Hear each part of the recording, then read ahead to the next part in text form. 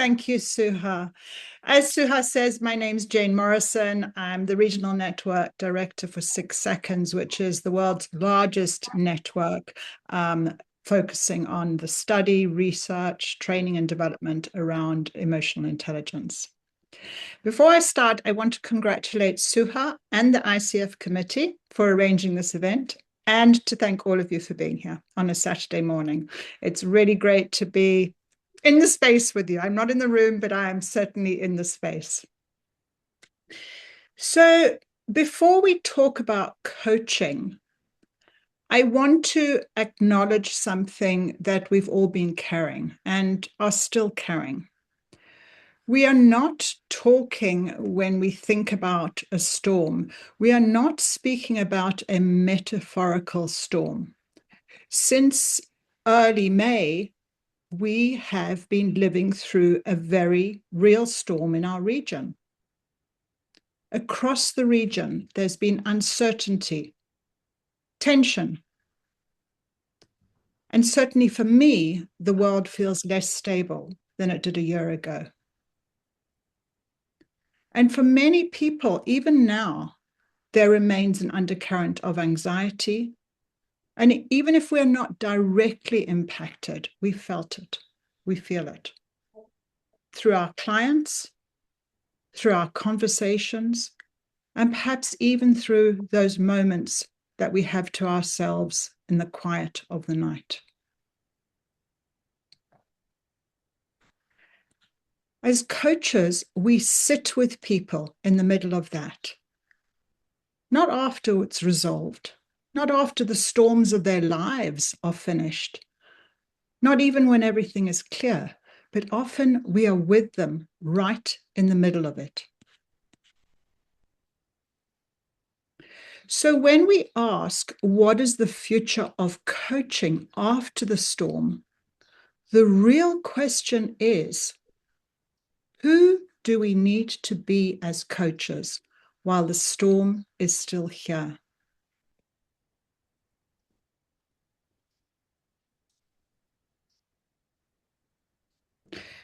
The future is shaped now through every conversation, through every interaction in your community, with your families, with your friends, and certainly with your clients. Because the future is not something that we're waiting for on the other side. We're shaping it now in those conversations, in every moment of our presence, in every choice we make when we sit with the client, when we are under pressure.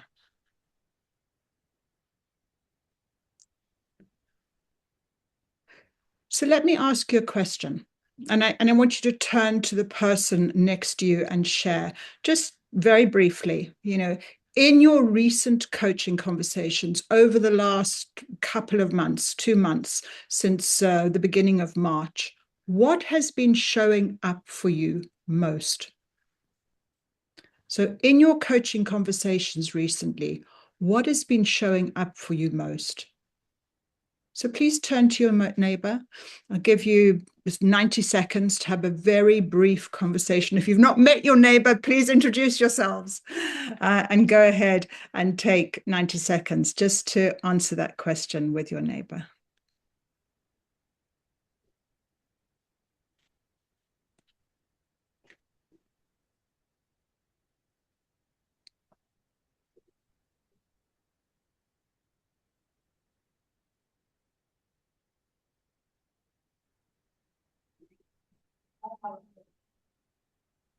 I can't hear, but I hope the conversations are going on in the room.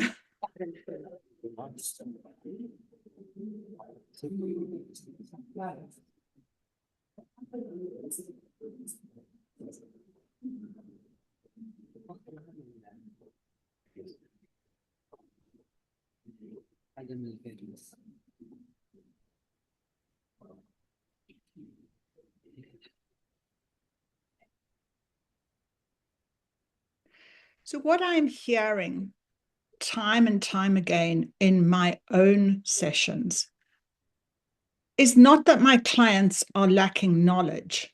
It's not that they're trying to navigate strategy. They are navigating a human experience. A human experience. And yet much of coaching, many coaching schools, many coaching methodologies are focused on setting clear goals, making better plans, taking stronger actions. And I see some of you nodding heads because perhaps that's what you've been taught. And it is certainly right, but there is more to coaching than that, particularly when the challenge is not strategy, is not goals, is not clarity. You know, what happens when the challenge is emotional overload, fear, anxiety, uncertainty, loss of meaning?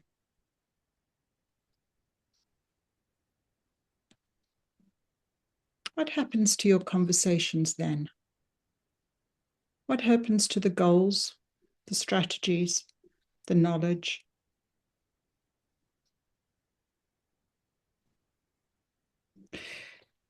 So right now in this world that's being reshaped, our region is being reshaped by the storm. What do coaches build with? As I've mentioned, too often and I put myself in the we default because it's safe, it's secure to default to tools, to assessments, to models, to frameworks, to certifications, and now also to AI. But our greatest contribution as a coach, as coaches, is not what we know. It is who we are when we sit with another human being. And that is the human edge.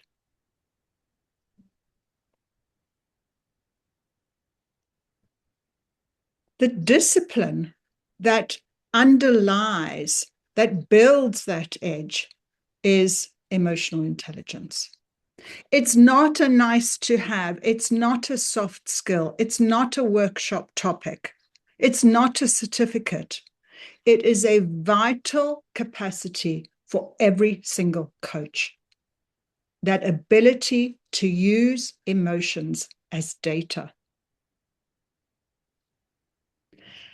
At its very simplest form, emotional intelligence is the ability to use emotions as data, to understand when to move forward, when to move away, what path to go upon, to make decisions, to ask questions more intentionally.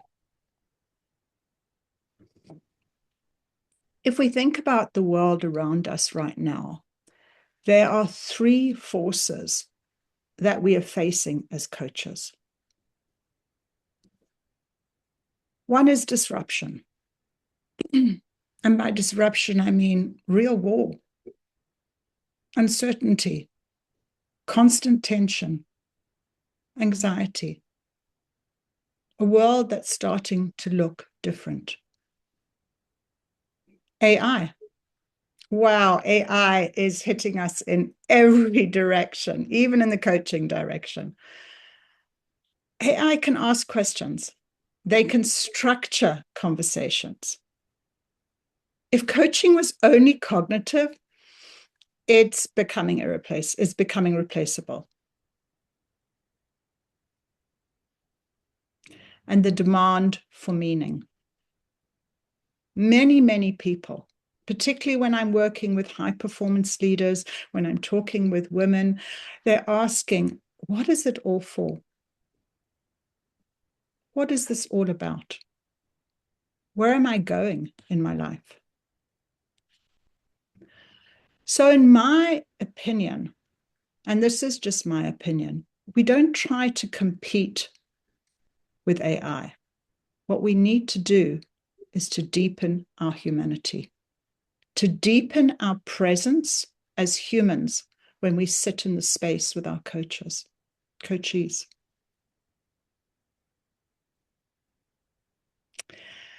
As mentioned, I'm the Regional Network Director for 6 Seconds. I've been part of this network and have held my position for almost 20 years now. I know there's a few people in the room, Suha amongst them, Nadeem, who's speaking later, who've been certified in our model. And the model is very simple and very profound. It gives us a very, very simple way to be human, to deepen our humanity. The model is based on 3 pursuits. Know yourself, which is that area, that blue area there, which is about self-awareness. It's about enhancing your self-awareness, starting to recognize the triggers of your emotions, starting to name emotions to be able to dampen their effect. And most importantly, starting to recognize your patterns. Because the brain is a pattern-making machine, and we are all 95% of the day driven by our patterns. So that area of know yourself, of developing awareness, is hugely important. The second area, the area you see in red, is choose yourself. This is about self-management. This is about being more intentional in the way you show up. It's about showing up as the person, the coach, the parent, the friend that you want to be, that you really intend to be. And then the green area is about give yourself. It's about finding direction. It's about the way you connect with other people in order to pursue your purpose. Beneath these 3 pursuits, and we call them pursuits because there's something that we put into action in every day, in every space of our lives.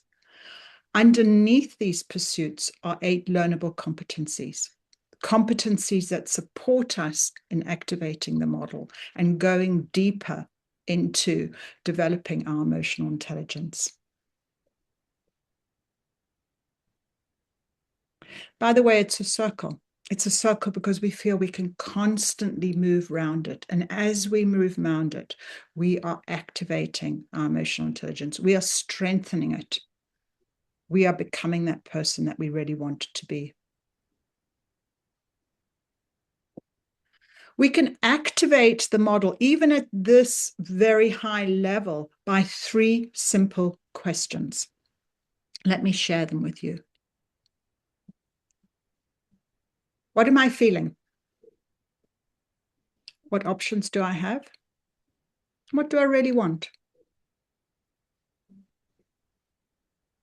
What am I feeling? What options do I have? What do I really want? Let's try it out right now in this room. Some self-reflection for yourself. Right now in this moment, you don't have to tell anybody, but I just want you to pause for a moment and ask yourself that question. What am I feeling?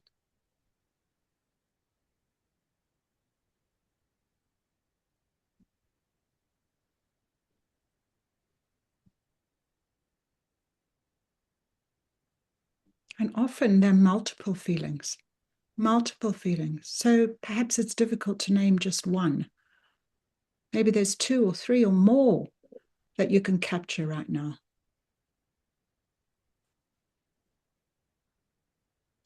Second question, what options do I have? You can pay close attention. You can consider what I'm saying. You can check your phone. You can look out the window. The options are all there to you. It's your choice. So what are your options? Because what do you really want? What is your purpose in being present today? What is your purpose in listening to me? And again, I challenge you to ask yourself the why. Why are you sitting in this room? What is it that you really want?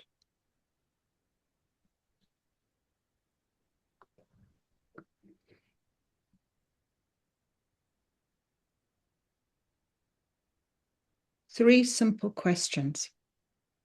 A very powerful practice to bring EQ, to activate it at any moment. To make it real, I want to share a story with you. It's not a story because it's a real event.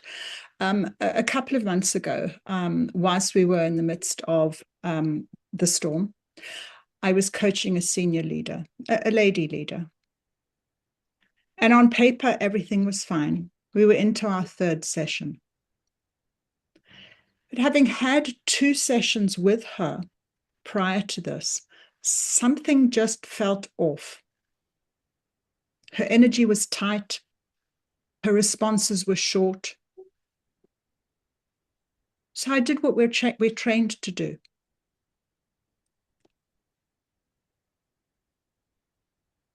I asked good questions. I tried to move things forward towards that goal that we'd agreed. The session just didn't work. It just stayed flat.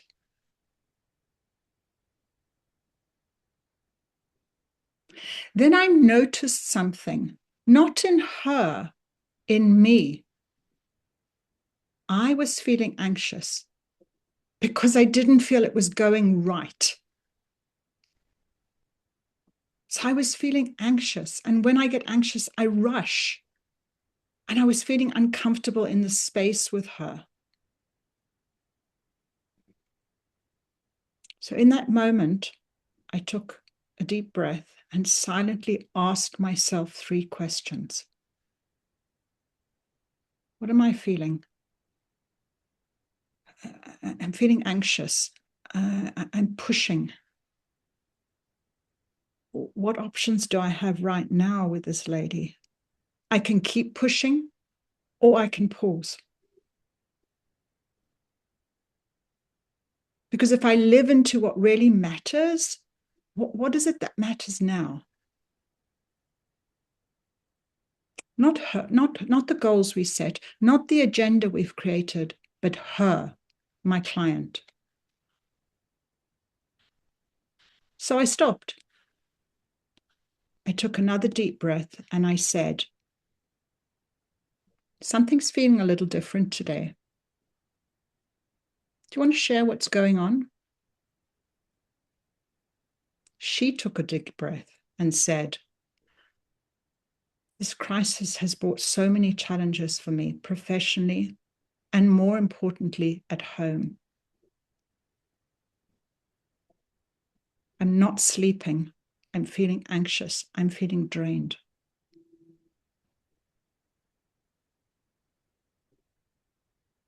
And with that, everything shifted.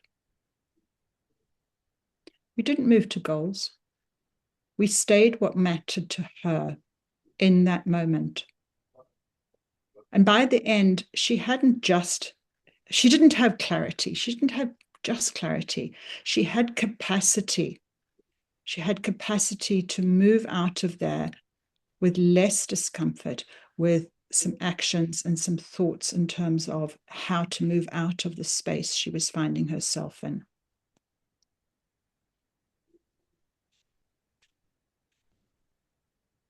Now, of course, you can use those questions with a client. But that shift didn't happen because I asked her better questions. It happened because I paused and asked myself better questions. I checked in with myself in order to really bring my emotional intelligence to the game, to show up as the coach I wanted to be in that space with my client who was feeling uncomfortable, who was feeling anxious, who was feeling uncertain. So again, I stress 3 questions, 3 simple questions. And honestly, if you don't learn anything else, you don't take anything else from my time with you this morning, please make a note of these questions. Because with those questions, you can bring your EQ to the game anytime, any space. In a short 10-minute conversation with your colleague in the corridor, with a friend, at the table at home, with your spouse. You can use it to focus on the small moments in your life, like right now in this room. Or you can focus on the macro moments of your life. Again, let's do that. Pause for a moment and ask yourself silently, what am I feeling about my life? You don't have to tell anybody, so be honest with yourself. Right now, what are you feeling about your life?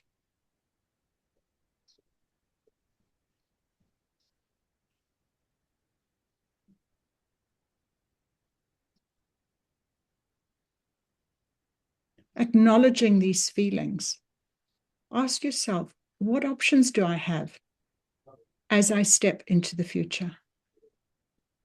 Again, pause for a moment and think about that.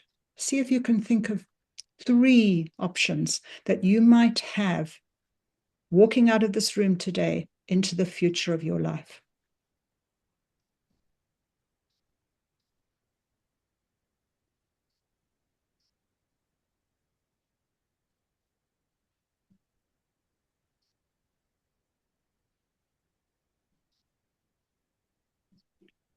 Finally, what do you really want? What do you want to leave as your personal legacy? What do you want to leave as the imprint with your coachees? What type of coach do you want to be when you sit there with your clients?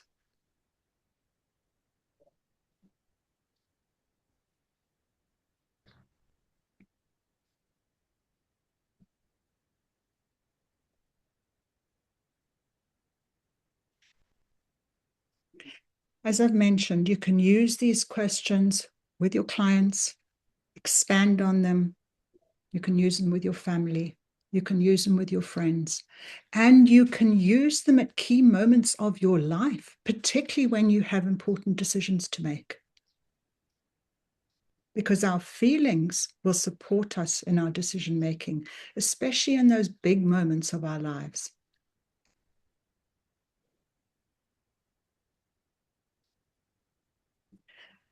Just 3 simple questions. 3 simple questions. What am I feeling? What options do I have? What really matters? 1 human edge.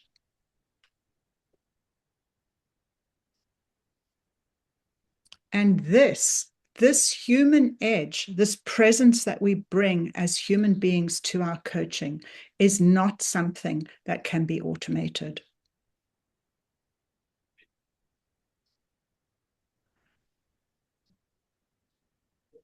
So my belief is that whilst we are not fully after the storm, we are still in a state of uncertainty. The future of coaching is not about more tools, not about more models, not about more techniques, because these are becoming accessible and even automated.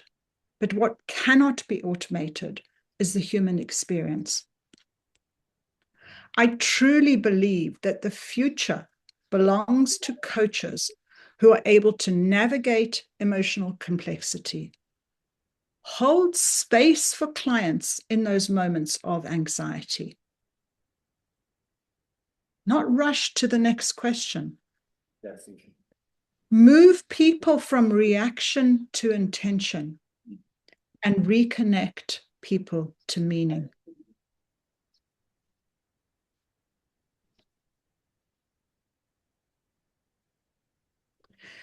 So I want to give you a few minutes to chat to your neighbor and to think about what is one shift that you want to make as a coach to bring more of this human edge into your work.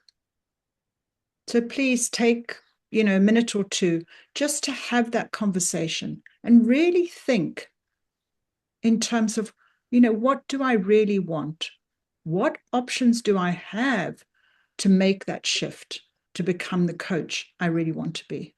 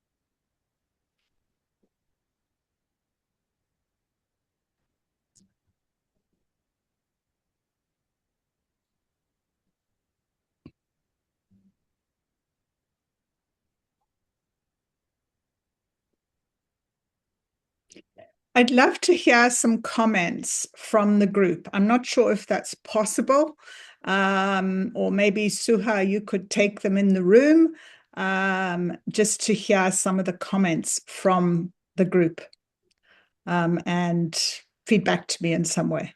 Or if there's somebody that's hosting, that's organizing, who can take some comments and share them. Is that possible?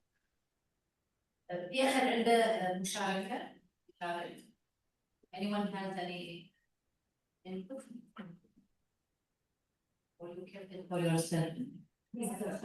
That's a one active. They kept it for themselves, so you can proceed. I can proceed? Yeah. Okay.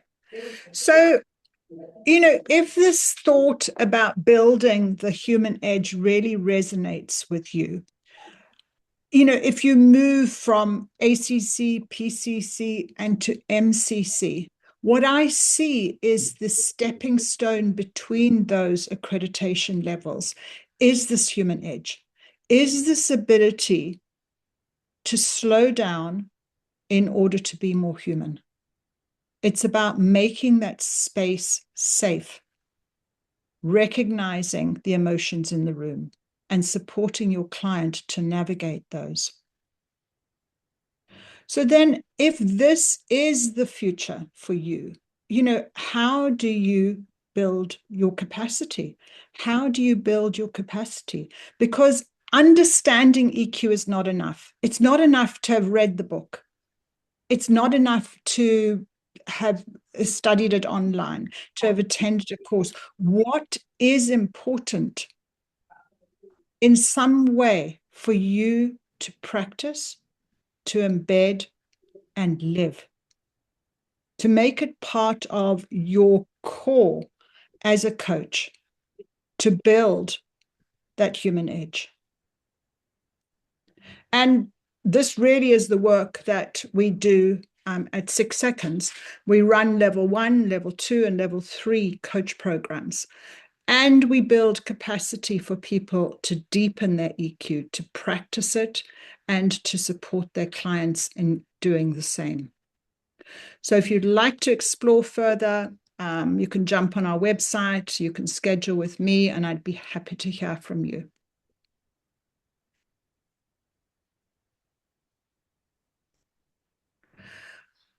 We often think when things get rough, whether it's in our own lives or globally, that after the storm, things will settle. But I believe that the future is not about waiting for calm, not waiting for something else to happen. The future is about who we are in those moments. For me, as a coach, it's about finding clarity within uncertainty. It's about building strength within the challenge. and meaning within the storm itself. And that really is the human edge. That is the work of emotional intelligence. So that really brings me to the end. I think I'm a bit short on time, Suha, but I'm happy to answer any questions or to go deeper or to do whatever you would like if you would like more space with me. We really appreciate your input, Jane, and let's see if anyone has any questions. Anyone wants to ask Jane?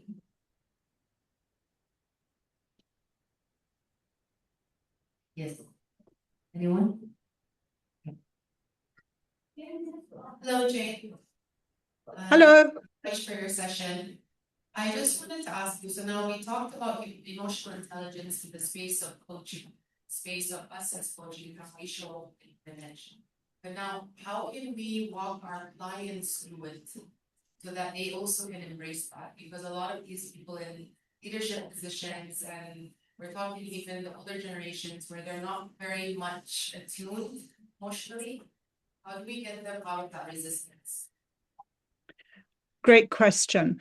So you'll see in our model, it's know yourself, choose yourself, give yourself. And that means that our belief is that it starts with you. And the more you practice yourself, the more able you are to share with clients. In our, I really don't want to do a sales pitch here, but in our practitioner practice, we support participants with specific tools that they can use for themselves and they can use with their clients. So those are things, clients, tools, that EQ tools that you can use with clients to support them. I think probably for me, a starting point is that area of know yourself, of developing self-awareness. And after the number of years that I've been coaching, it still is alarming how many senior people in organizations have struggled with self-awareness in terms of how they show up when they interact with others. And a starting point to build that self-awareness and to start practicing emotional intelligence is to get to know yourself.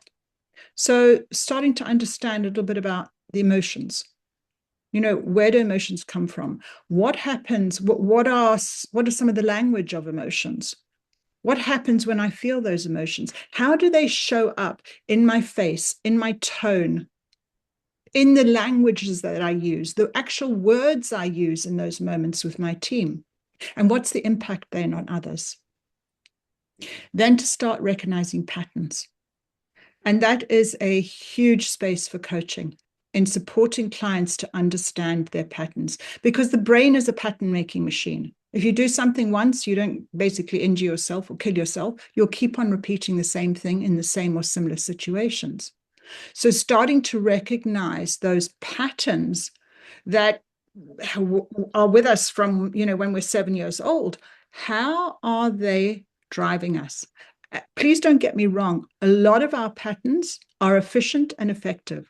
They drive our success, but it's the patterns that constantly create challenges for us that we need to focus on. And that really is the work of us as coaches, is to support our clients in overcoming the challenges of those unconscious patterns. So to make the unconscious conscious, and then to support them to build new patterns that will create increased success. Then, of course, there's the whole realm of self-management and so on. But I really believe that a starting point, if you are starting to work with a client around emotional intelligence, is to start developing emotional literacy, which means recognizing, understanding emotions, how they're showing up in our physiology, our voice, our tone, and connecting that to our patterns. Does that give you some answer to your question? Yes. Because it was a big question. Yeah. Thank you so much. My pleasure. Thank you, Alright.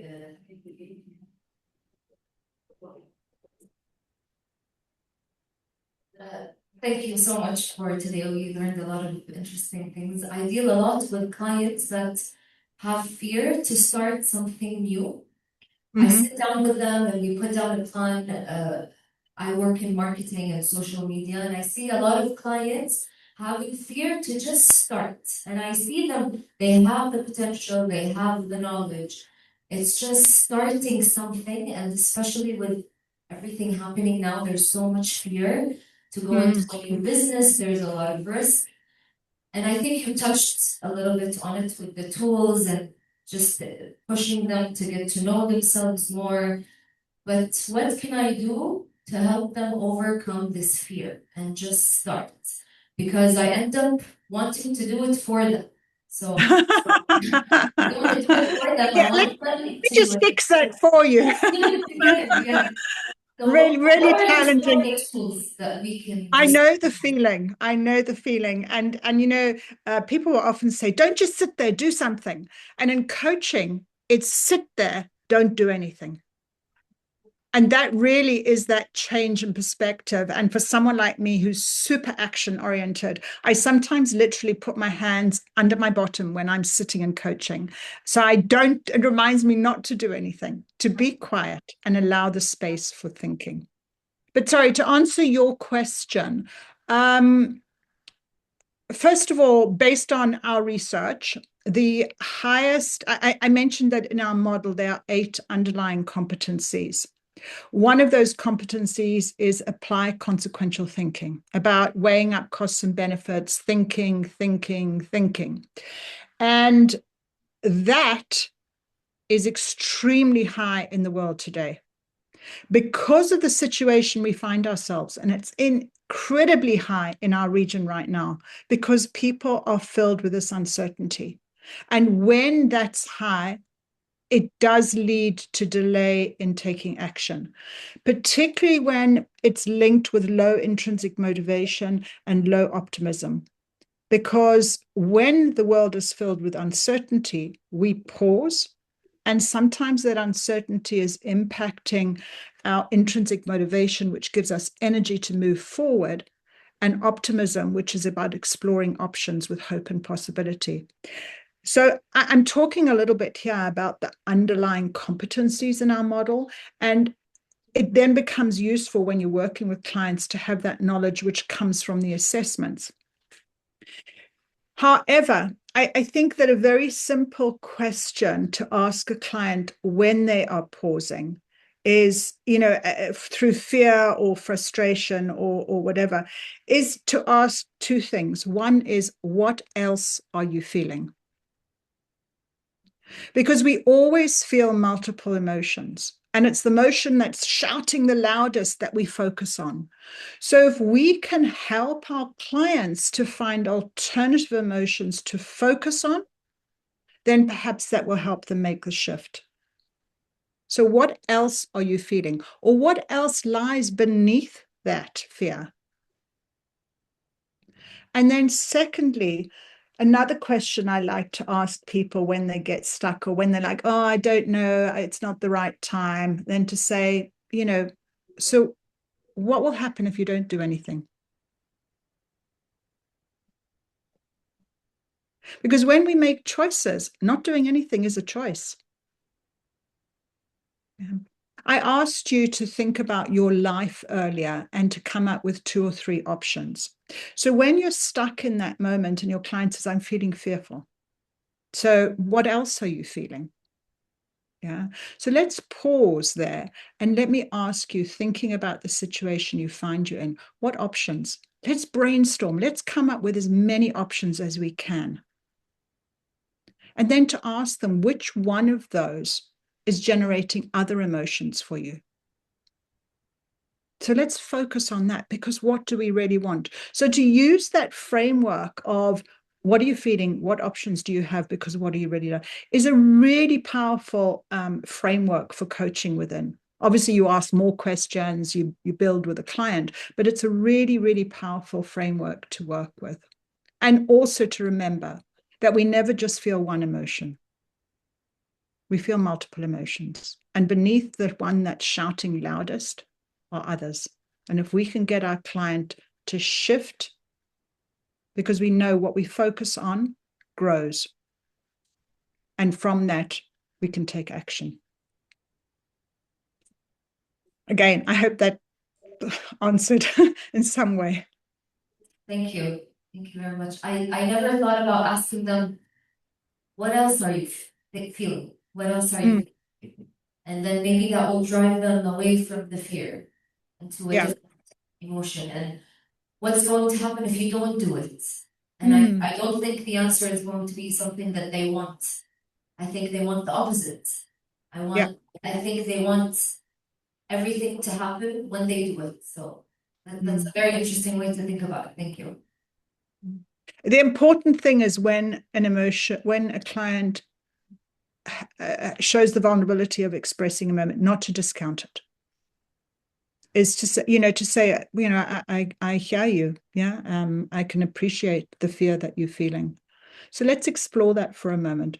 What else are you feeling? What are some of the other emotions that you're carrying with you at the moment? And then to pause and listen. And, just building on it, if they say, I'm also feeling really excited about this project I've got. So let's focus on excited for a moment. If we could build that excitement, what would that look like for you? What options would you have then? Yeah. So for me, we use this model not just to teach emotional intelligence, not just to as a framework. Well, what it is, it's a framework. It's a framework for everything we do, for our coaching conversations. It's a framework for when we teach emotional intelligence, because it's so simple. Even at that high level of know yourself, choose yourself, give yourself, you can make major differences with your clients. And then, of course, if you want to really activate it, to delve down into the 8 competencies. And with the assessments, we also have assessments that provide insight into brain style and brain talents and so on and so forth. So there's a lot. If you've not explored the 6 Seconds website, please do so, because there is a mind of information there, and even something you might want to look at to start developing your own emotional literacy is if you search the Kuwait model, and there's an interactive model you can use for yourself, you can use with clients to develop your emotional intelligence. And by the way, in case you're not aware, we have an Arabic site as well, and the Kuwait model is in Arabic too, with lots of articles there. So I think my time is almost up, Suha. Yeah. If there's one more question.